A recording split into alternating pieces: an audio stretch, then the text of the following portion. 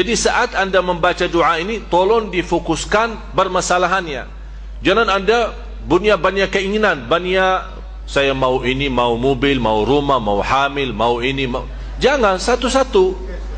Jadi fokus. Yang terutama sekarang masalah kehamilan, belum bisa hamil. Udah fokuskan di situ. Begitu anda mau tidur berbaring, punya masalah, fokus membayangkan masalah kehamilannya, terus membaca sebanyak-banyaknya tanpa batas sampai tidur. Hasbi Allah wa ni'mal wakil. Dan saya heran bagi orang yang punya masalah, padahal Allah berfirman, kalau orang baca doa ini, fanqalabu bi ni'matin min Allah, Allah akan membolak-balik mereka dalam nikmat yang tidak pernah disangka.